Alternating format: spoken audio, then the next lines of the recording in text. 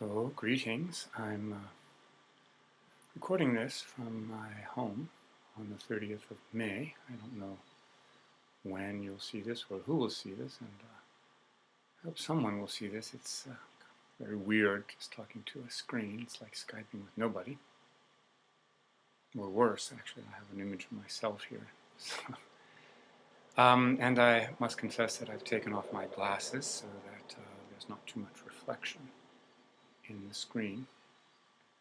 Which means that I won't be able to see my notes. So,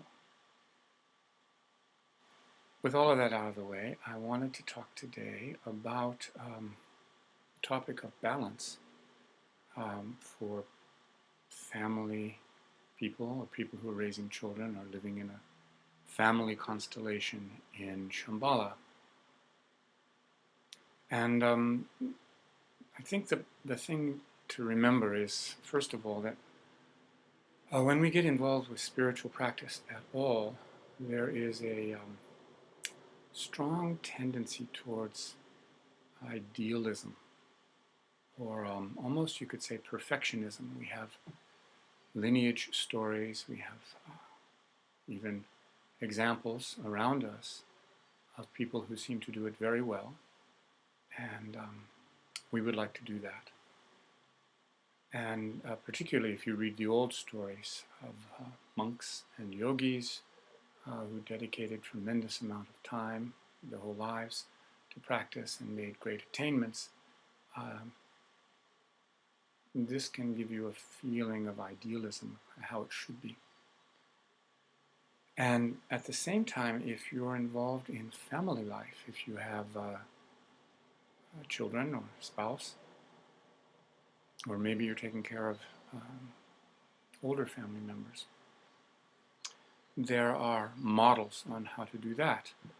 We hear of how it was in better times when families were more cohesive, or when times were less speedy. And we can get also sort of idealistic about how to do family. It should be like this. And it's a trap, I think. Idealism in general on the spiritual path is not maybe very helpful. If you have a tendency toward arrogance, if you're someone who thinks you do something very well, you meditate very well, or you know a lot, or you're good at something, maybe then it's fine to compare yourself to the ancestors, to keep your view more moderate and in tune with the likely reality. But what most of us do is to depress ourselves with our failings by comparing ourselves to ideal models, ideal fathers, ideal mothers, ideal children, ideal practitioners, ideal students. And we find that we're failing and lacking. A certain amount of this you have to get used to, because when you practice, I think you pretty much always have the sense you're not doing it very well. At least I do. And so a certain amount you have to get used to the fact of not being perfect anymore, maybe not even being very good. But that aside, I think it's extremely important to realize that, Shambhala, as we have it these days, is definitely a lay community. That's not just the de facto truth of it, that is the ideal. That is what the Dorje Dradal and the Jampal Dradal have stressed, that Shambhala is about social enlightenment, good human society or enlightened society. And the unit of that building block of society is the family, the household. The household and its inhabitants. So, once you get involved with that, you have a great many fields of endeavor. How you keep your house, how you keep your shrine room, how you keep your kitchen, your bedroom, your living room,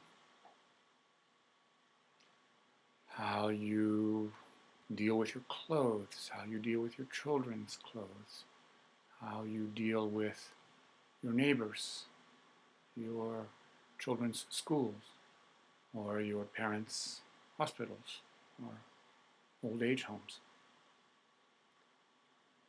There are so many fields of endeavor that open up from getting involved in household and family. And they're very absorbing, and there's always someone who did it better. There's, maybe your Aunt Matilda kept house perfectly, and you don't feel like you can keep house as well as she did. Or your Uncle Joe always had perfectly pressed clothes and shined shoes, and his decorum was tip-top. Or maybe, you take some kind of shortcuts in the kitchen. I'm someone who likes to cook. I think I'm an okay cook. But I'll tell you that any recipe book can depress me with their attention to detail and the amount of ingredients they seem to have on hand and the time they seem to have to cook it. So my point here is that we are involved in all of these different aspects of a lay life. And on top of that, we're involved with a very demanding spiritual path of practice, a path of study, a path of engagement with others, a path of service. So the demands are numerous, and it can come to feel like you're failing in all of that as well. And I want to stress today that we shouldn't give in to that.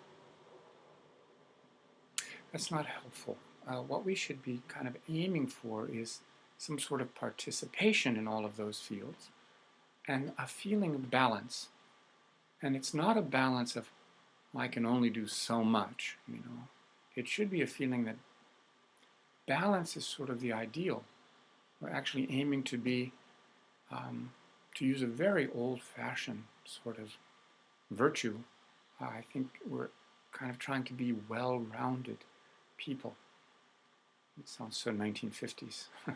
But in any case, it's true.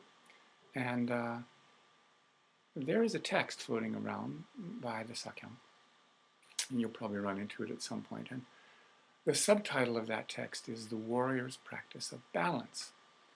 And, this is not theoretic. This is something that's actually real. We have to find some way to engage in all of these different things and not get, maybe you could say, overcome or too absorbed in any of them, but be involved in all of them and doing our best in all of them, but not depressed by the fact that we can't do more.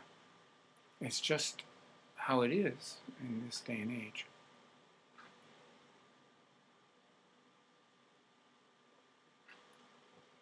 So I really want to encourage you not to think, oh, well, I can't do that, so I won't even try. I don't have time to study, or I don't have time to practice, so I won't try, or I'm studying and practicing very seriously, so I don't have time to go to my kids' performance at the school, or to help my neighbors, or to help out at a course at the Shambhala Center. Actually, the demand is that we do all of those things with a sense of balance. They're cleaning the street outside. I don't know what to do about that. Anyway, how do you do that? How do you achieve balance? It sounds like a nice virtue, and but it's not easy, of course. And there are various schemes you can try to sort of look at your life and apportion your time right now, of course, and in his recent book, in recent books, I should say, Sakyong Mipham Rinpoche is suggesting the four dignities as a way to take a look at your life. Tiger, lion, Garuda, dragon. Various aspects of practice, sort of formal, mindful practice you might compare to tiger, and study and conduct with others you could associate with lion. Virtue, specifically virtuous conduct with others. The Garuda leads us to go beyond our limits, to maybe give up fixed ideas and try things beyond what we thought. And of course, dragon is connected with the deepest levels of wisdom, which we associate with meditation. So you can try, you can look and see, am I doing something in each of those areas? Am I balanced? Another way that we used to look at it, and it's still an extremely useful way to look at it, would be in terms of the Buddha families, the scheme that's has the different energies, the 5 families. It's sometimes taught these days, and you have Vajra in the east, and you could connect that with whether you have time to study or learn. And Ratna in the south would be your livelihood, your financial situation, how you're doing there. Padma in the west would be your social relations, your relationships, particularly your primary relationship. And in the north, karma would be how you're doing sort of with your accomplishment, with your career, with your goals, with your energy. And in the center there's Buddha, which has to do with your meditation, your acceptance, your meditative life, both on the cushion and beyond the cushion. So you could look in each of those areas and see, is there some participation, or have you ignored something? These are very, finger painting level suggestions, because I think I'm supposed to talk 15 minutes, and let me see, it's about 13 minutes right now, so I think I'll just stop there with my exposition, and I'll just go back and say again, the main points that I wanted to raise today is that balance is a virtue. It's not so much personal enlightenment that we're aiming at.